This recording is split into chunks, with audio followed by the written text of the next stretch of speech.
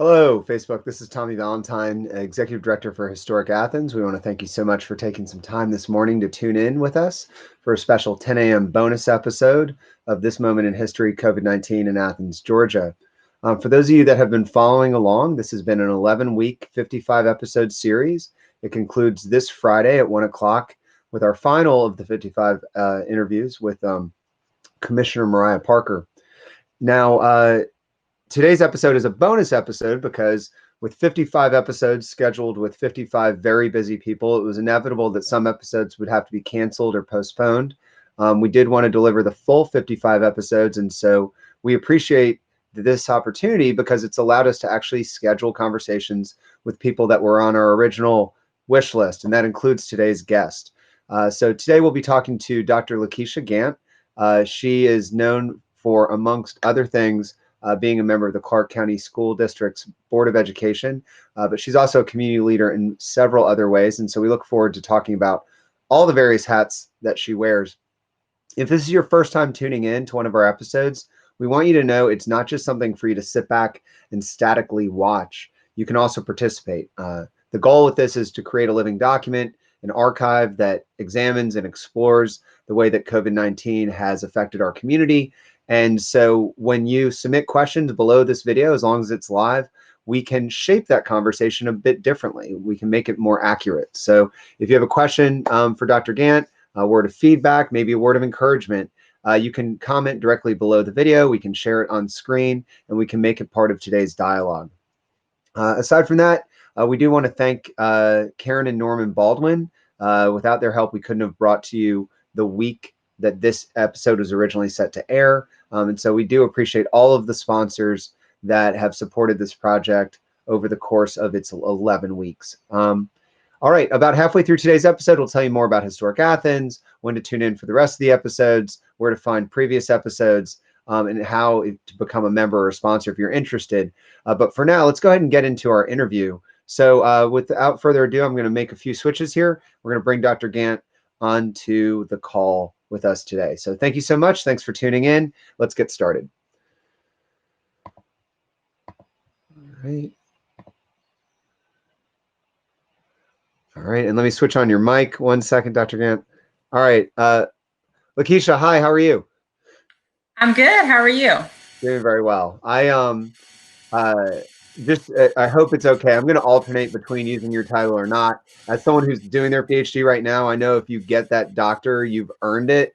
But also it feels so cold sometimes to just do doctor alone. So I hope it's okay if I switch back and forth. Yep, Lakeisha's fine. Okay, Lakeisha's fine. But hey, like I said, I mean, I know that I'm trying to write a dissertation in the middle of a pandemic. And so it's I know that once you've earned that thing, it's well earned. So Lakeisha, could you take a moment for our audience? I imagine a lot of the folks tuning in right now are going to be tuning in specifically because they're familiar with you, but there may be some viewers that haven't met you yet. Could you take a moment just to introduce yourself and explain your relationship to the Athens community? Okay, sure. Yeah. So as you've already mentioned, my name is Lakeisha. I grew up here actually in Athens, a few miles away off of Hawthorne, a community formerly known as Paldo or Jack R. Wells community, but it's no longer there. And so that is primarily where my roots are. I attended local elementary school, Oglethorpe, Clark Middle, and VHL actually, and then Clark Central. And so I went away for a few years for my undergraduate, but came back and worked on my graduate degrees here and really wanted to be involved in community work. And so that landed me back in schools. And so that has been really a significant portion of my work, working with families and children. I've also done some work in college counseling centers as well. My background is psychology. You know, Lakeisha, I'm just thinking of something here that I hadn't thought of until you started talking, but I flashed back to your initial campaign kickoff it was at Memorial Park, correct? That's right. You know, I'm fairly certain, and I need to double check. If I'm going to be the historic guy, I need to be right on things like this. But the building we were in I think was used specifically to deal with medical patients during the last pandemic Athens had. I think that that building, Really? yeah, I think that during the 1918 flu, that was sanatorium or whatever they called it, that, to deal with medical patients. So you should be really ready to go on this, because you literally kicked off ground zero from a place how to deal with it. Right. But before we get into COVID-19, I want to talk about uh, more about your background. So, like you, I was a K through 12 kid here in Clark County School District. Um, that shapes your perspective in a very unique way. Not every one of our school board members has had that experience. Some were people that joined that board because they had kids in our local schools or felt passionate about improving local education. How do you think your background as someone who was actually educated in Clark County schools, how does that shape the way you approach the job? Well, I think it adds a significant amount of like just historical knowledge and experience. Mhm. And so if, I still remember certain aspects of my elementary years, as well as even more so my middle school years. And so I do think that sometimes when we are making decisions, particularly like significant decisions, whether it's around education or whatever, criminal justice reform, or you fill in the blank, it is important to have some type of historical knowledge as far as and experience from people that have been here, who have been in Athens and who have experienced a variety of different had a variety of different experiences. And so I think it helps me make more informed decisions. Mhm. Uh, a couple days ago, we had the pleasure of interviewing two county commissioners at the same time. We interviewed Commissioner Ovita Thornton along with Commissioner Allison Wright. And as part of that dialogue, they talked about their time on the school board because they served together on the school board. They've made that transition from school board to county commission. And they were just talking about, I think part of the dialogue was which job's harder. And one of the things they talked about being on the school board is, on the commission, they get a packet of information on anything they're going to vote on. On the school board, you have to do a lot of your own homework. You have to do a lot of your own prep. I think that the role of Board of Education member is widely misunderstood in our community. Could you take a few minutes to really outline how that role works for our viewers, and also as part of that explanation, I'd love to hear maybe how the job is different than you thought it might be when you first ran for it. How what learning on the job is always fun. So Yeah. yeah, can you talk some about that? Yeah, sure. So let me preface it by Yeah, saying I am here as an individual. And so I have okay, yeah, served multiple or a few different roles. And so I don't want this to be perceived as I'm speaking on behalf of the board. This is on sure. behalf of my own experience and understanding. But, you know, I think as a board member, I'm still learning. A significant part of what we do has to do with policy, Mhm. shaping policy, approving and reviewing policy, working collaboratively. So that's not something that a board member does in a vacuum. So if someone says, "Oh, I'm going to be a board member just so I can write policy," that's not a practical goal. It's not a Mhm. realistic goal. But you are working collaboratively with school staff to assess what the needs are, of course, assess what the problems are, and then how policy may speak to that. Secondly, the role is also to approve a budget. Mhm. And so, and I should say to vote on a budget, right? Because whether it's approved or not will be realized through the vote. But it is to examine our budget, to ask as many questions as possible. And that's not just about the budget, that's Right, about also areas of policy, and then make an informed vote right. on our budget, and also understanding how it links to the mission of the school board. And then thirdly is to serve in an evaluative role and a hiring role of one person, and that's the superintendent. And so, of course, all of those roles are significant because they really, they sort of shape the course of the school district. And the more and more I learn, I still have, a couple more years of learning, but I do come to understand that a school district and a strong board can really make some pretty significant changes. Mm-hmm. And so, yeah, there are a variety of different roles. But again, I do think one of the most important actions that a board member can do is ask questions, Mm-hmm. Ask for information, not necessarily, one person determining this is how I want things to be done, but to work as a board to ask as many questions as possible so that we can make informed decisions on our budgets and policies and who we hire. One thing that there are moments where there are questions I want to ask, and I am not a professional interviewer, and so I just try to articulate it as best I can.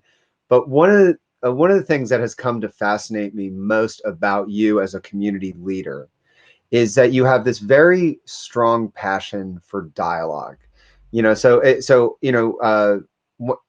Anyone who's connected to you on social media, one of the things that I really enjoy is that sometimes you will stimulate a controversial discussion, or you will try to get people talking about something that might be not maybe everyone's holding their opinions in, and they're talking past one another. And so it does seem sometimes like you're really putting that doctorate to work because you are facilitating these tough discussions amongst the community. Where does that passion for community dialogue come from? What's your philosophy on tough community conversations? Can you speak some to that? Yeah, I do think that so in order to have change, there has to be dialogue. I mean, like sustainable change. Mm-hmm. That doesn't mean that we all will have to agree, but we do have to work to create context for conversations. Mm-hmm. And I think oftentimes people have the choice, or either they have the privilege of sort of removing themselves from dialogue, Mm-hmm. while other marginalized communities continue to suffer in whatever way. And so really, my philosophy is the more we can talk, hopefully the more we can understand each other and then find areas of agreement. Not that we will, my job is not necessarily to convince you. Right. Sometimes it may be, but like, how do we find areas of agreement so that we can then work on the change that we all say we want? Well, and what's particularly interesting is, so every community figure that I follow on social media, that we follow in social media, is different. Your posts are distinct because, and I don't know how you do this because it's a very tricky thing to pull off, but it clearly conveys that you care, but then you somehow manage to stay above the fray and let people talk to each other. That's a very difficult thing to do because a lot of community figures come into difficult conversations with an axe to grind, with a point they're trying to convey or a message they're trying to persuade. And so the first few times I saw conversations like that unfold, my assumption was, okay, well, and this is just because having dealt with community leaders for so long, that, okay, you're going to let folks talk it out, and then you're going to come in with the hammer and you're going to say, well, here's what you should be thinking. And that doesn't ever seem to actually happen. It seems like you're just trying to stimulate these conversations. So you said, so that we could have sustainable, lasting change. Is that a difficult thing to do? Do you ever start a conversation, see it heading a way that's different than your personal opinion, and you're tempted to go in and try to wrestle it this way or that way? Or are you always happy just to see the conversations happening? I mean, I think it's a combination of both. You're right. So if we're talking about like my personal social media page, sometimes I go in and I have a point. Yeah. And this is my point. What I believe. Right. Most times I try to still remain open. Mm-hmm. listening, even to if we're debating. And then other times I do like to hear what others think, because even if I have a position on something, Sure. My position on something can't be the only thing that guides me, Right. and neither should it be. And so I'm always curious to know what other people think, and what other people think outside of, sort of my immediate world, but Right. outside of my opinion. So of course, Right. I look for people who agree, but I'm Right. really interested in, like, what do people think in general? And so I think it's a combination. It is sort of difficult, but a significant part of my work has been working with organizations and people to have difficult conversations, Right. and to facilitate difficult conversations. And during those times when I serve specifically in that role, regardless of what I think, I am there to facilitate conversation, to facilitate change. And so it is somewhat difficult, but maybe not as difficult as it would be had I Yeah. not had those experiences. Well, it's fascinating. You, the only person that I've encountered, or that I regularly encounter, that approaches things the way you do is also another person we've had on the show, Dr. Audrey Haynes, who teaches over at SPIA. She has a similar approach. She actually teaches mass media and in SPIA, and I've asked her about this approach before. Her perspective is, we live in an era of confirmation bias. It's so easy to go out and get, find that newspaper or that website that agrees with you perfectly, to follow only people on Twitter and on social media that you agree with perfectly. If you find someone you don't agree with, you unfollow them immediately, and eventually you can build a bubble where the only thing you're seeing day in and day out is reaffirming what you already believe. That's right. The hard part of that, though, is the reason why people build that bubble is it's much more comfortable in that bubble. It takes cognitive dissonance to live outside that bubble. So my follow-up question to that is, why are you doing this to yourself? What you know, what about your personality or your upbringing or your background, or your philosophy or theology? What is driving you to keep yourself uncomfortable and to continue to consider new thoughts? Where does that come from? I think, I haven't really fully examined this and reflected, Mm. but just from answering the question, thinking through it right now, I think some of it has to do with my personality. Is I've always feared being constrained. Mhm. And so I feel that the more I listen, then the less likely I am to be sort of constrained and confined to a particular, like, label or Mhm. particular view. And there are people that I align with. There's a lot of overlap in how we view systems and things of that nature, systems, issues. And so I appreciate that, because that's also where support comes from.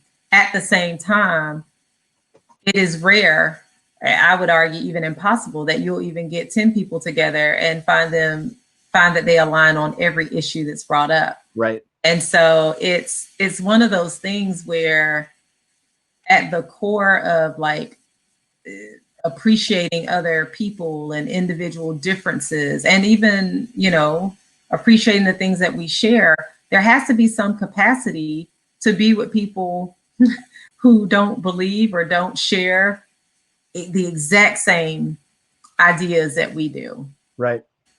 And so I think that's just my personality.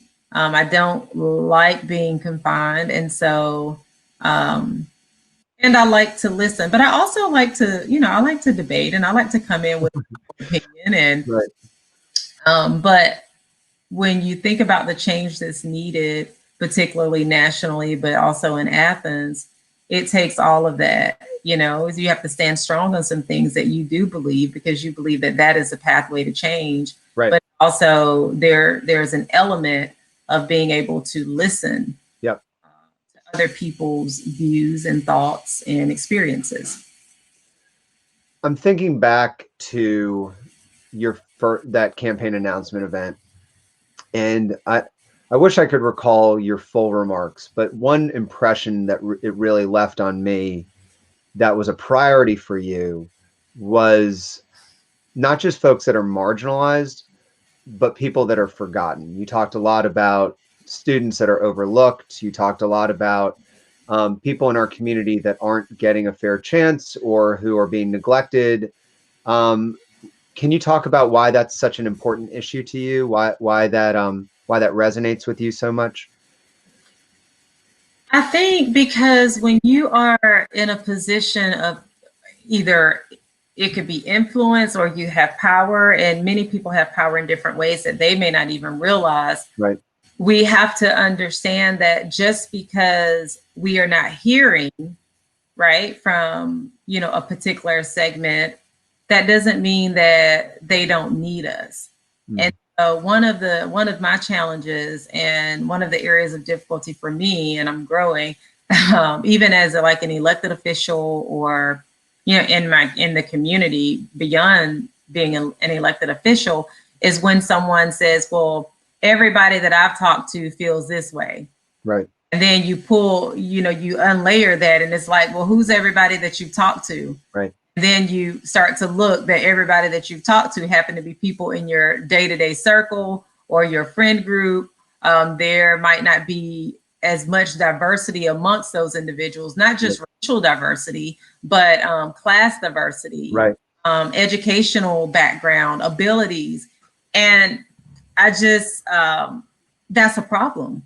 And so I do think, that piece for me is critical, that we get beyond like what is comfortable. You know what I mean? Or as it relates to the work that we're. Yeah. So what I'd like to do is turn the conversation to COVID-19 here. I see that we've had a bunch of viewers tuning in and out, of as many as 24 at different points. I just want to encourage you, if you just tuned in since we did our introduction, if you have any questions or comments or words of encouragement for Dr. Gantt, please feel free to comment below the video. We'll include it in today's dialogue, and we'd love to have your feedback and thoughts. Lakeisha, if you'll give me 60 seconds, I'm going to thank our annual Sure. sponsors, and then we will spend the rest of the time talking about not just who you are in general, but who you've been these last few months and how you've shaped all that. So give me just That's 1 second, okay? Sure. All right, so to everyone that is here, I just want to emphasize this is one of 55 episodes in our series. If you wish that you had caught some of the previous episodes, maybe with Athens Boys and Girls Club director, development director Sterling Gardner, maybe with Eve Anthony of the Athens Community Council on Aging, maybe with Mayor Gantts or our past commissioners or business owners. Just so you know, they are all available in the videos section of this Facebook page. You can go back and see those archived discussions. Today's discussion, once it finishes, will also be archived and shared there. And so we hope that you'll check that out. Today at 2 o'clock, we will continue with our live programming from our Athens Welcome Center that includes a series of virtual workshops and historic site visits. The staff over there has been welcoming folks around Athens, and so we hope you'll check that out. This evening at 6 o'clock, we are offering the fourth of our 5-episode series celebrating our 51st Annual Preservation Awards. Tonight will be a deep dive into the work that went into rehabilitating Square One Fish Company, and then also the publication It Is Well, The Life and Times of James Russell Smith. So we will have Smitty and Ellen there to have that discussion, and so we hope that you'll tune in.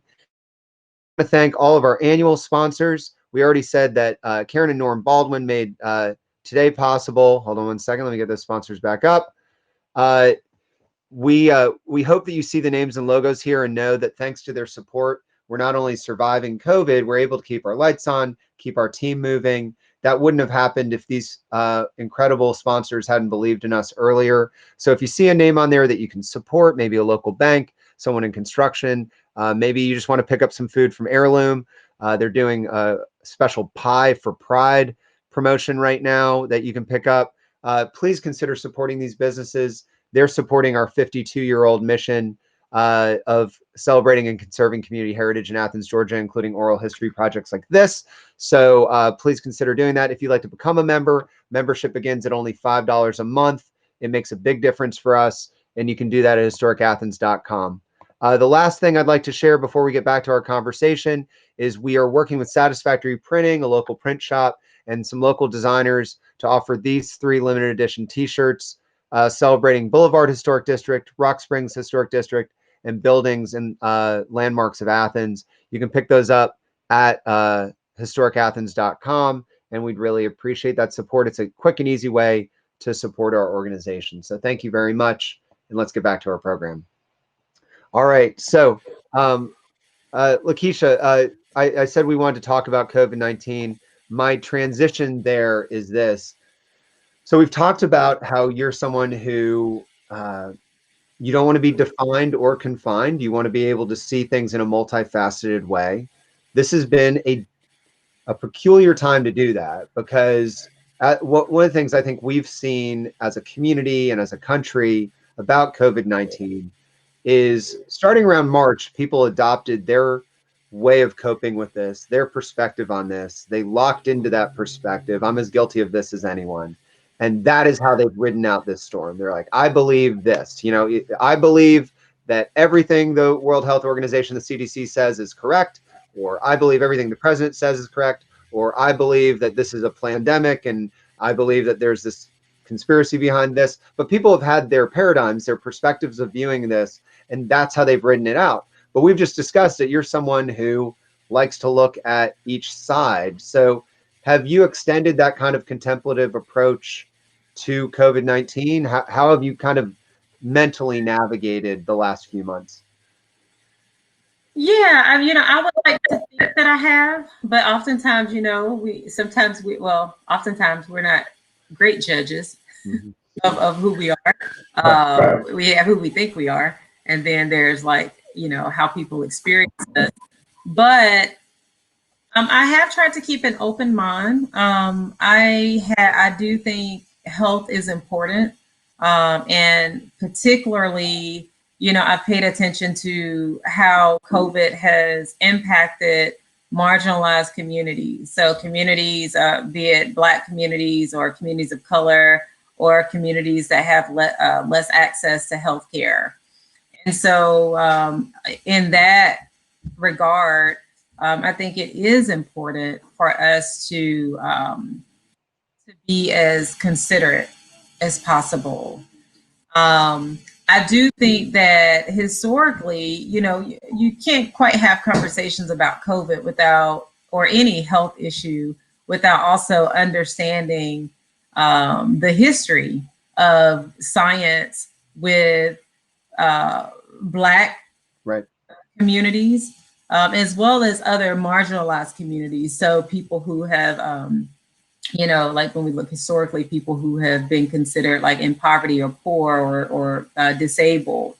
And so we have to have, the conversations. And as we move forward, even towards working towards like treatments and remedies and actions for communities to take, we also have to understand that history, right? And just because, a scientist, says you need to do this because fill in the blank, or trust science, you don't get the trust of science just by saying trust science when you have a history of a treatment with certain populations. And so I don't think we can move forward without considering how, one, this has impacted different populations of people, but also the histories that exist and how that actually may inform current health behavior.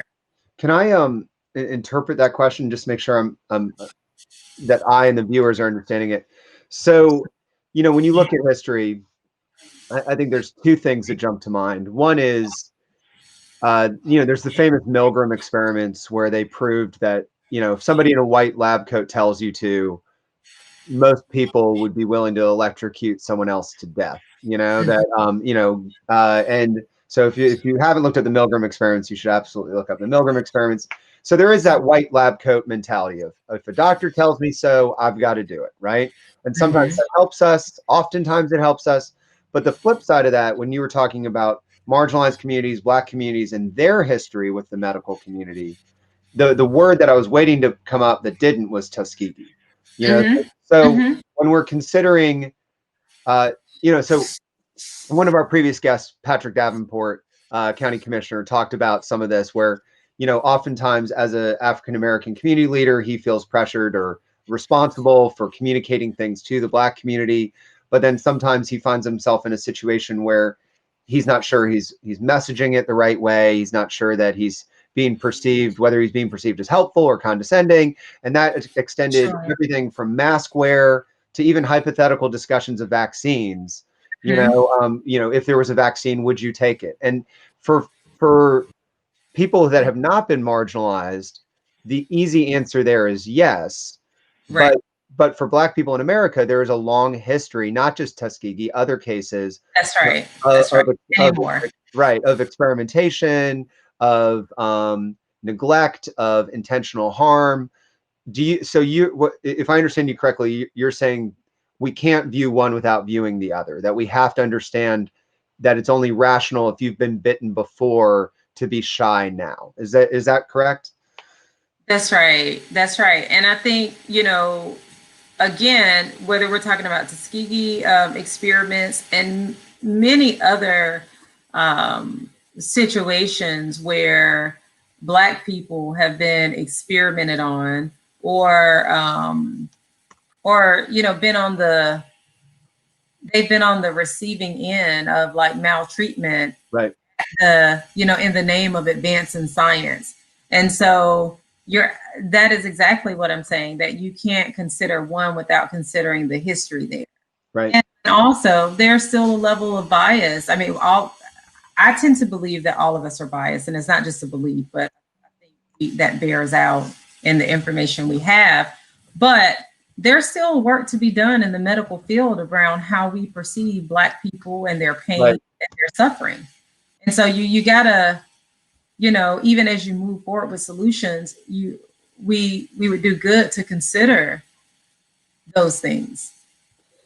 Well, and this is where, our job as Historic Athens is to encourage people to understand that, your future and your present is shaped by the past. And so oftentimes when you get into these discussions, people think you're putting on a tinfoil hat, but it's less than that. It's more that you're trying to encourage people to understand history and how it shapes people's willingness or perspective or trust, And so I'm going to share two links in the comments section. They're both Wikipedia. It's 2020 now. Wikipedia is peer reviewed, so I feel comfortable sharing these, at least as if you don't view them as the source to end all sources, it can lead you to well-vetted sources. But two things that, if you're interested in the conversation we're having right now, that are worth looking at. One is I shared a link just on the history of unethical human experimentation in the United States.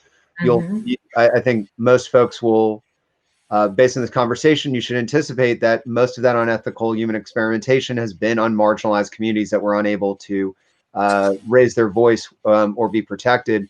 Another thing is, when we talk about the scale of this, I just shared one that I found about just since COVID started, as part of the same discussion, Lakeisha, you and I are having about unethical human experimentation, which was Operation Sea Spray, which I'm always shocked that we never heard about this, but it was a 1950 documented U.S. Navy experiment in which bacteria was sprayed across the San Francisco Bay to determine how contagious it was and whether it spiked in hospitals. And so, um, uh, uh, I'm certainly not advocating to any of our viewers that you don't trust science. We've been sheltering in place in my household and following all the uh, recommended procedures. But I do think it's important, Dr. Gantt, that we try to dive into whether it's rational or irrational when someone has a hesitancy to trust the information that's coming out. Right. Do you think there's more to say on that topic? No, I mean, I would agree. I just think, the level at which we pathologize people for their choices, you can't just consider the choice, the individual choice. You have to look at the context. That includes the historical context. Thank you. So let's talk more about COVID-19 here in a larger sense. So for most people we've interviewed, they describe it as coming into their life in early March, that, you know, maybe there were some headlines in January and February, but for most of us in Athens, it was all about that Friday the 13th of going into spring break. That's when new policies and procedures started coming out. We started learning new terms that now seem very familiar. Back then, you know, what was shelter in place? Can you talk about that month of March and the effect it had on you both personally and professionally? Yes, the month of March actually, right now, when I reflect back, it feels like a blur. Mm-hmm. But when I was in it, I remember I experienced a lot of uncertainty. Mm-hmm. There was some, you know, I will say I was a little bit excited about the idea of like not having to go out. Yeah. Because I felt my life, we were here or there between us, the kids. Right. And so there was some anticipation. Right. But then, with the level of uncertainty, I think there was some anxiety around what this meant and having to shift my life almost immediately. And not just my life, but just sort of thinking through, I think, not having those day-to-day contacts with Mm-hmm. people initially, and not, because you just didn't know, like, okay, well, or even go into the grocery store, being a little bit nervous about that. Right. And so it was a time of uncertainty. I think emotionally, it was a wave of different emotions at any given time. And it felt sort of heavy. Yeah. And since then, I certainly think there are days, because you add to it all of the national things that we've had happen. And again, history, and on, you add that on top of sheltering in place. And so there are still days that are that feel that way. But certainly at the beginning, there was a lot of uncertainty. Yeah. I want to share a comment that just popped up. It actually is on the watch party that I was sharing, not on the main feed. So I'm going to have to share it slightly differently, Lakeisha. Okay. But just bear with me here. So Sure. I just saw it. So I think our viewers should be able to see the comment on the screen here, hopefully. But this is Jackie just saying, regarding why you're doing this, whatever the reason, I love how you work and need to support you. So uh, I want to divert slightly from the conversation we're having about the chronology of this, Lakeisha, and get back to, I think, something that's suggested by Jackie's point. And Jackie, thank you for tuning in, and thank you for your comment. Lakeisha, how, in this moment, how can the community support their local school district? How can the community support the work you're doing? How can the community support, in your opinion, progress during COVID-19? Any thoughts there? Yes, many, and they may be a little bit scattered. So I don't know if they'll go in the order that you've asked, but as it relates to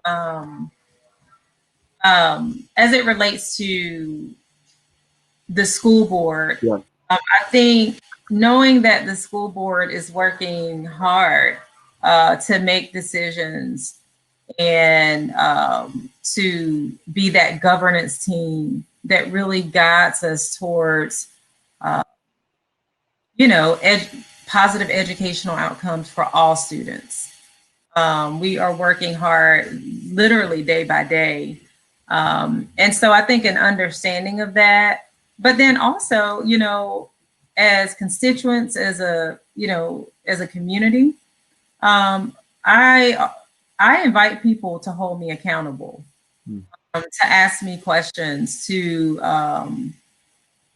say, yeah, no, I don't agree with that, or what have you. But to really have that dialogue. That doesn't mean that I'm going to agree with everything they say either, or it doesn't mean that I may make the decision that they feel is the best decision at that time. Right. I do think the context of relationships, they provide a lot of the foundation for change that we need in our community. Mm-hmm. And so, yeah, I'm sorry, excuse me, Ian. I'm sorry, that's my child. But so I think that's critical. And when it comes to supporting the community itself, I think the most important thing is to go outside of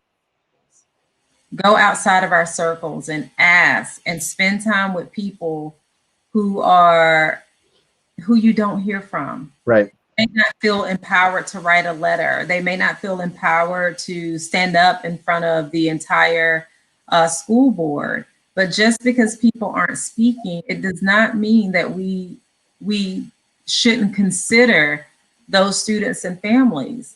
And so, to me, that is that is the most important thing, is working to be sure that voices that are not heard are heard and that they matter. Mm-hmm. That requires some sacrifice on our part, because what that means is that my 25 friends who have all told me that I'm advocating for the right thing, that's great. But it has to be more than that. Yeah. You know, we have to go beyond that. And so that's the one thing as a community, is that to fix some of the things that we have, we're going to have to go outside of what we're comfortable with.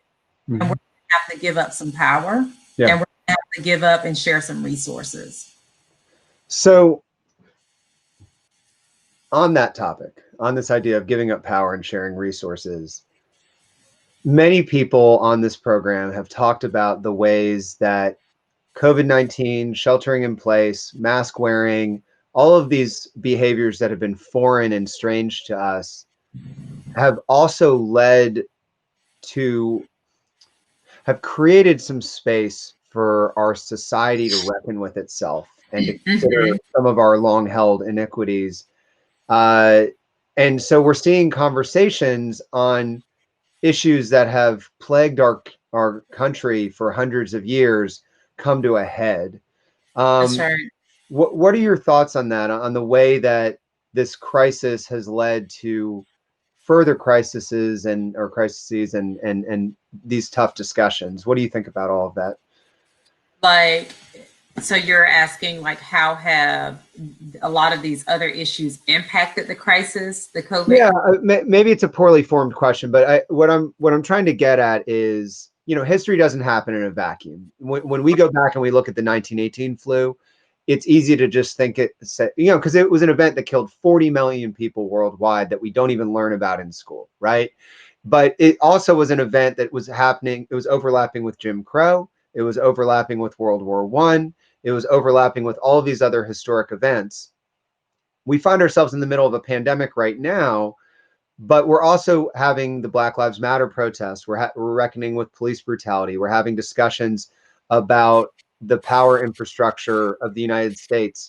Do you feel like those two events are happening concurrently, or do you think that the larger discussion of racial justice might be happening partially because of the pandemic moment? I don't know. I will say that I think when you've been sheltering in place, or not even sheltering in place, but you've had your life impacted suddenly and significantly, be it by, your job being changed, or your capacity to, really maintain your current livelihood being impacted by pay, not being able to have the social supports that you might typically have. I do think that may add to the heaviness, but I do want to say a lot of the things that are happening right now have been heavy, particularly for Black and Brown communities that have lived through it. And so perhaps it adds a level of urgency, because we have had a good bit of time to we were sort of forced to pause.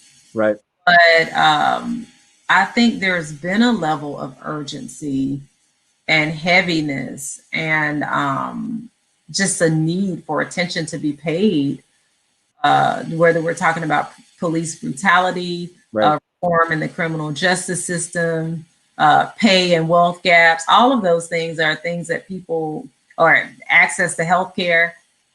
Those are things that people live every day. Right. Communities bear the burden and the heaviness of that. But perhaps, our current situation with COVID has created the pause and the context necessary for it to become urgent to other people.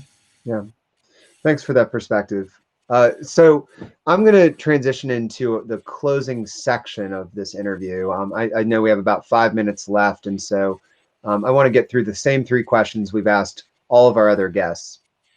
And the first one is it's much lighter question than the one we were just delving into, but it asks you to imagine if you were to wake up tomorrow, somehow this was over.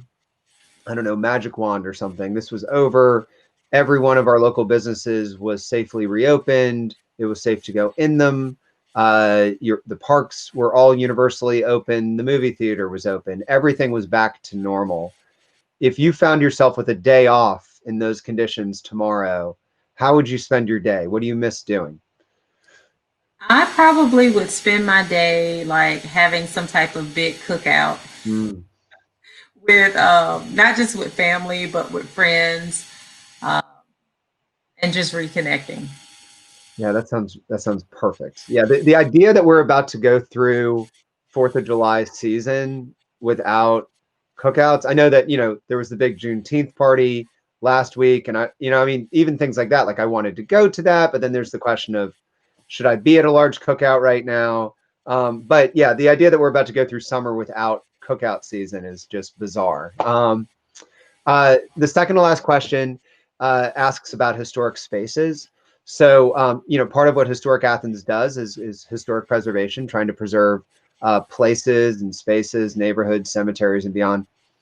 Uh, when we come out of this pandemic, we're likely also going to be coming out of a recession. And after a recession, a lot of times you have these pent up development pressures that can spill out. We're not anti building or development. Everything we save has been built or developed by someone. But what we don't want to have happen is that to turn into a bunch of endangered historic places. So we've been asking our guests to name some of their favorite historic places, places that you hope, Lakeisha, if somebody's watching this interview at the UGA library 50 years from now, and they walk outside, what are the historic places or areas in Athens you love that you hope are still there for them to visit? Do you have any thoughts there? Yeah, so one is not a historic place, but it's dear to me because I grew up there. But I'll start with the other. And a significant part of my adulthood was spent at Chestnut Grove Baptist Church in Mm-hmm. the historic schoolhouse there. Mm-hmm. And I don't see that as being in danger, but it's certainly a special place. Mm-hmm. If anything, I would like to see those types of experiences expanded. Yep. When you go into it, you sort of you almost feel and live the history. Yeah. Uh, that's dear to me. And then secondly, and this is not a historic place, but I started this interview by saying I grew up in Paldo, and while I don't anticipate any significant changes there that I'm aware of, I always want to be able to remember something about housing here. Right. And right now, there's a lot of uncertainty and there's, a push to better develop our housing. Right. I think it's so important as we come up with ideas to keep in mind the communities that have been there. So. Thank you for that. I want to say I'm so one of the best parts about asking this question is, if you ask 50 people this question, you're going to get 50 different answers. Some people there's been overlap, but I'm so glad you brought up Chestnut Grove. Do you know what year it actually was founded? I was realizing it must be coming up on its 150th anniversary, right? I should know, but I don't. Yeah. It's around there, but I don't. Yeah, that's a great spot and very well chosen. And yes, the some of the areas that we want to protect are not just areas that are hitting that classic 50 years old or older, but the ones that that should someday. Yesterday when we were talking to Rashi, we were joking that, we sure hope that 50 years from now, there's a 65-year-old Bo Shell still running Little Ice Cream Dude ice cream Right. shop, so but Right. yeah, And I mean, like even in neighborhoods, like in our neighborhood, we live in a small neighborhood, but the main house that was here right, almost around the first time, right. it's called Joan Swanson, but Miss Swanson, that's her house. And she would typically sell or make land available to African American families Mm, who would not be granted permission or sold land to move into your larger neighborhood. So it's things like that that I don't want to see. They're not historic, at yeah, least you all's measures, but that I hope have their mark in history and are not for sure. diminished. Well, and I think that one of the things we're trying to do as an organization is maybe expand the definition of what we consider historic. Historic doesn't just have to be by year; it can be by importance. Mm-hmm. Also, I just double checked, and it looks like next year we're going to have some work to do because next year is the 125th anniversary of Okay. the Chestnut Okay. Grove school. So we'll have to do some kind of celebration for the Gotcha. school next year. Yeah. So all right. So our last question is, I asked you to think 50 years in the future. Let's go farther. Let's go 100 years from now. This interview is going to be packaged with the rest of them, sent to our local libraries and research institutions. If somebody's watching this interview, Lakeisha, 100 years from now, what do you want them to know about this moment in Athens history? I want them to know that right now there is energy in Athens and there is energy to make a change among the general Athens community, but I can't count the number of African American Black people from the Black community that I've spoken with over the past few months who are ready and want to organize for change. Right. And so I hope 100 years from now they will see the fruit of that labor. Yeah. And of course, what these individuals want to do can't be separated from the history and the people before us in our community and our elders who have already done some of this work.